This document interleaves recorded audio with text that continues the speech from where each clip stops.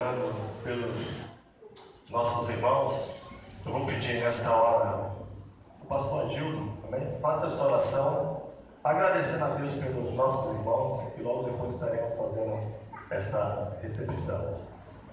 Amém. Vamos ao Senhor, agradecendo a Deus pela vida de cada um desses amados irmãos, que hoje estão passando a ser membros da nossa Deus. Oremos ao Senhor. Senhor nosso Deus, queremos a Ti, ó Pai, agradecer, ó Deus, pelos Teus servos, ó Pai, ao qual, Senhor Jesus, estão, ó Deus, lembrando, ó Pai, estão passando a fazer parte do corpo dessa igreja, Senhor. Ó Deus, queremos a Ti, ó Pai, agradecer, e que eles possam, Senhor, ó Pai, ser bênção em nossas vidas, aonde, ó Pai, esta igreja também, Senhor, seja bênção na vida deles, ó Pai, que naqueles, ó Deus, momentos, ó Pai, ó Deus, ó qual eles necessitarem, possamos, ó Pai, nos abraçar, possamos, ó Pai, estarmos juntos, ó Deus, numa só comunhão, num só propósito, ó Deus, andando e fazendo, Deus, o seu ide a cada dia, juntos e juntos, em nome do Senhor Jesus. Toma os teus céus nas tuas mãos, ó Pai. É o que pedimos e te agradecemos, em nome do Senhor Jesus. Amém. Neste momento, irmãos, como pastor dessa igreja, nós recebemos como membro da segunda igreja metodista wesleyana de Campo Grande, conhecida como Poço de Jacó, no nome do Senhor Jesus. Sois bem-vindos em nome de Jesus. Amém. A igreja pode aplaudir. Amém.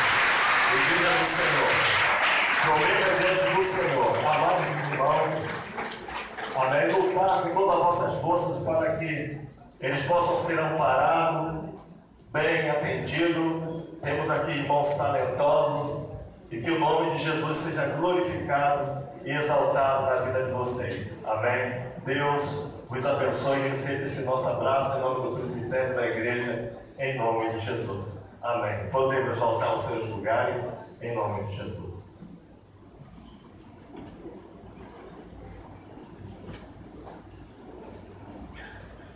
Nesta noite, irmãos, eu quero compartilhar com vocês o texto que Deus colocou no meu coração para a mensagem desta noite, que está no Evangelho de Jesus segundo João, no capítulo 13, versículo de 1 ao versículo de número 20.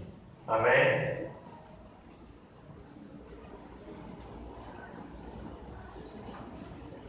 Evangelho de Jesus segundo João, capítulo 13,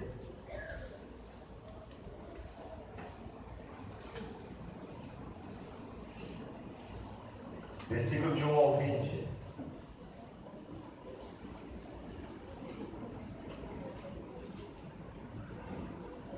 Amém? Achou, Tainara? Se achou, pode colocar.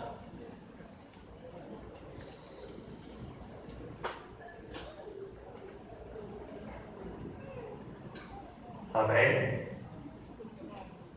Bom, está demorando, vou colocar aqui. Ora, antes da festa da Páscoa, sabendo Jesus que já era chegada a sua hora de passar deste mundo para o Pai, como havia amado os seus discípulos que estavam no mundo, amou até o fim. E acabada a ceia, tendo já o diabo posto no coração de Judas Iscariote, filho de Simão, que o traísse, Jesus, sabendo que o Pai tinha depositado nas suas mãos todas as coisas e que havia saído de Deus e ia para Deus, levantou-se da ceia, tirou as vestes e, tomando uma toalha, cingiu-se. Depois deitou água numa bacia e começou a lavar os pés aos discípulos e a enxugar-os com a toalha com que estava cingido.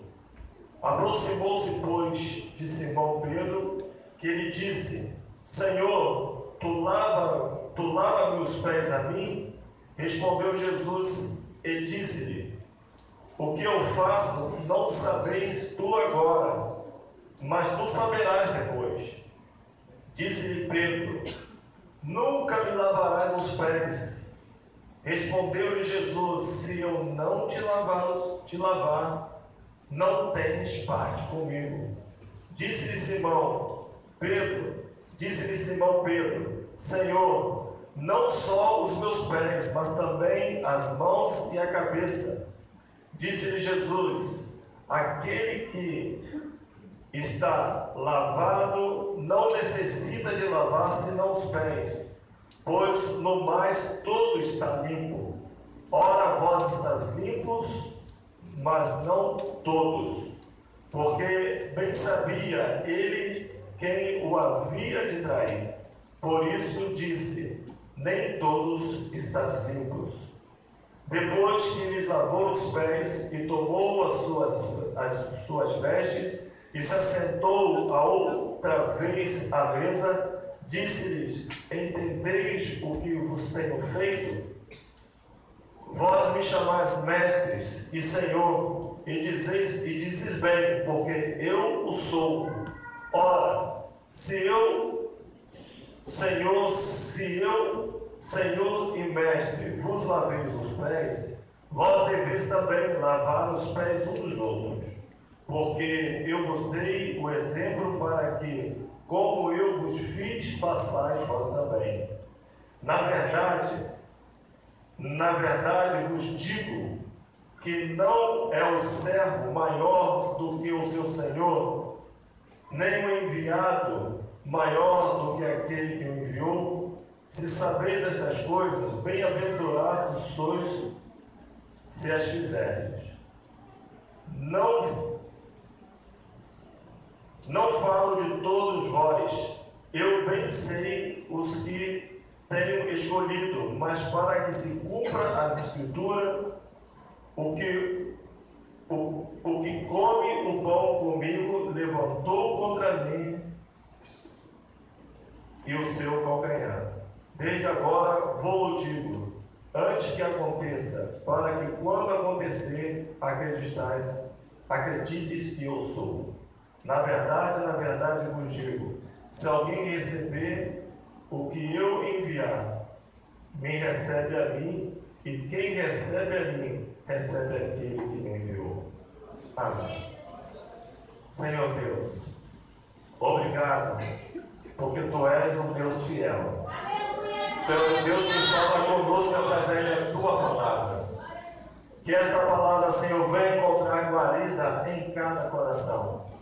Que sejamos, ó Pai, alimentados por ela.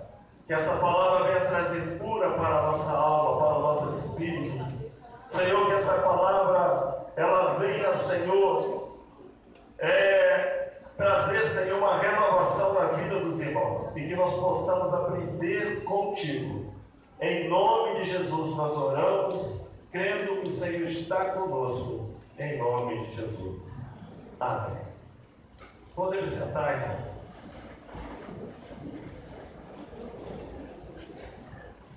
Esse texto Deus colocou no meu coração esta tarde. Eu estava conversando com o pastor Roberto, hoje à tarde, depois com o presbítero André, e eu tinha uma mensagem separada, mas não estava satisfeito. Então é que a gente sente que não é aquilo. E eu gosto nos dias de ceia falar sobre Jesus. Jesus é o centro da nossa vida. O culto pode ter tudo. Se não tem Jesus, o culto não é nada. Amém? Não adianta a gente estar em um culto onde tenha todos os suportes, todos os ingredientes, tudo que é bonito, uma igreja enfeitada, cantores que cantam bonito. Se Jesus não for o Senhor da festa, a festa não é festa, porque festa boa é festa com Jesus. Amém? E esse culto está gostoso, porque Jesus está aqui. Ele é o dono dessa festa. E esse texto fala sobre um acontecimento nos dias da Páscoa. Já estava chegando ali, o pessoal já estava chegando para a comemoração da Páscoa, e as pessoas estavam trazendo as suas ofertas para serem oferecidas ao Senhor. E justamente nesse momento Jesus faz uma declaração dizendo que já era chegado a sua hora. Jesus sabia que a sua hora tinha chegado, e ele andou assim de uma forma rigorosa debaixo da agenda do céu para que os propósitos de Deus pudessem ser cumpridos exatamente no dia, na hora, no momento que foram estabelecidos por Deus, para que chegasse o dia da expiação do nosso pecado, o dia da nossa libertação ser consumada, e Jesus estava debaixo de um cronograma de Deus. O propósito de Deus de enviar Jesus antes mesmo da fundação do mundo já estava delineado, já estava decretado. Deus sabia que o homem haveria de pecar e que viria um libertador, esse libertador escolhido para salvar a humanidade era Jesus. E esse texto, quando Jesus disse: é chegada a minha hora, nós vamos perceber que em alguns momentos no ministério de Jesus, no capítulo 2, versículo 4 de João, Jesus disse, lá em Caná da Galileia, no momento das bodas, quando a sua mãe fala sobre a necessidade que havia de multiplicar ali, de transformar, de fazer com que viesse solucionar o problema da falta de vinho naquela festa. Jesus, ele disse para aquela mulher que o que eu tenho contigo ainda não é chegado a minha hora. No capítulo 7 de João, teve um momento que os guardas não puderam prender Jesus, porque ele determinou que ainda não era chegada a sua hora. No capítulo 8 de João, capítulo 20, diz que ninguém, no momento de um discurso de Jesus, pudera prender, porque ele mesmo falou: não é chegada a minha hora.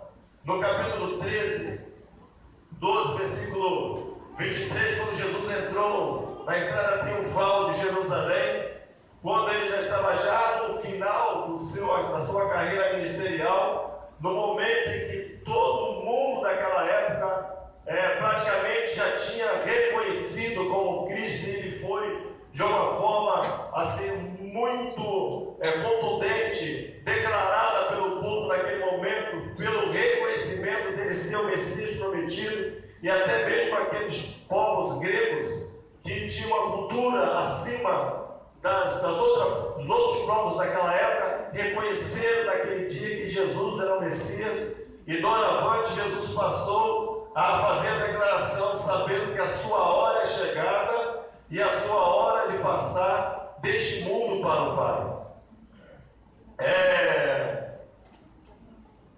E com isso, a gente percebe que dentro do relógio de Deus, Jesus estava cumprindo o seu ministério, e tudo estava acontecendo no momento certo, na hora certa. Jesus trabalha dentro de um planejamento, e nós percebemos que Jesus não chega atrasado em momento nenhum, em hora nenhuma. Ele tem o controle de tudo, e tudo está sobre as suas mãos. E nesse texto que diz que Jesus estava já próximo a padecer a sua morte na cruz, Jerusalém estava cheia de pessoas, cada família estava preparando o seu cordeiro para ser imolado, celebrar ali a Páscoa. E Jesus escolheu justamente aquela data, porque quando se fala de Páscoa, quando se fala do cordeiro, Jesus, dentro de uma tipologia bíblica, ele foi apresentado, ele foi dito que seria o Cordeiro de Deus que tiraria o pecado do mundo. Lá no livro de Isaías 53 diz que o cordeiro que viria seria como ovelha muda, seria levado ao matadouro. E Jesus é o Cordeiro de Deus, o Messias prometido, que veio libertar toda a humanidade. E também a Páscoa era uma festa onde todas as pessoas se juntavam de todas as áreas, de todos os lugares em Jerusalém. E a morte de Jesus tinha que ser uma morte pública, onde todos pudessem olhar e perceber e saber que aquele que estava ali padecendo seria o Cristo enviado por Deus para salvar a humanidade. Mas esse texto, irmãos, ele nos traz algumas lições que me chamam muita atenção. Quando fala no versículo 13 que, como o Pai havia amado os seus que estavam no mundo, amou até o fim. Essa palavra me chamou muita atenção. E a lição que eu quero falar é sobre o amor incomparável, imensurável de Deus pela humanidade.